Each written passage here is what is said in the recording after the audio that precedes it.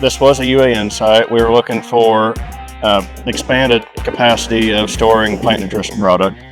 And then we took it a step further, started thinking about ways to become more efficient in our division and being able to send these products out to the farm mixed and ready to go. And then even went further than that and started thinking about our fungicide business and the nutritionals to go with that. This site is plant nutrition only and plant health. While we have many plants, this is the only one like this that we don't have herbicides, we don't have seed.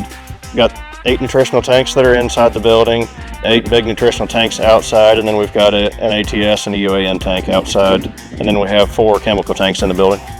FarmChem did a good job of explaining to us the different options and how to arrange the tanks and make the most use out of the space, and really thought of a lot of things that I hadn't thought about.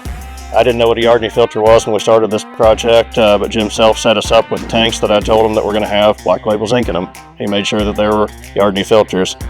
Jim and those guys, anytime I've had a problem, he answers for me, and he's made his trip here many a times over things that I've needed help with. FarmChem also worked very well with KSi to set up the auto bulk system. This place is just absolutely unreal. You're basically looking at about 10 minutes a truck. By the time they get in here, hook up, stuff like that, so maybe 12 or 13. We have 20 retail locations that serve directly to the customer that'll be pulling product from here. And then we have a distribution center for packaged materials and bulk herbicides. We'll repack some of the nutritional products here.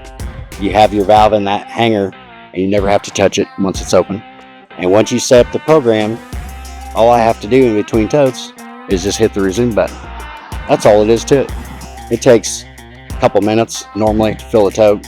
So we had an existing rail spur here, and that's a big part of why we chose this site. We're set up to do 12 cars. We can do them without even moving the cars. Every rail car, you go through a touch screen in there.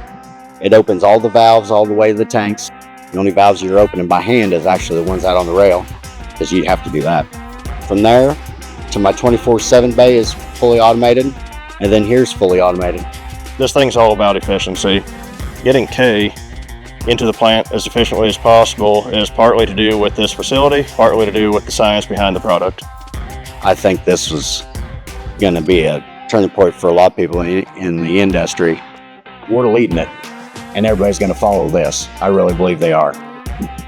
Yeah, I'm looking forward to the future to see how far this goes.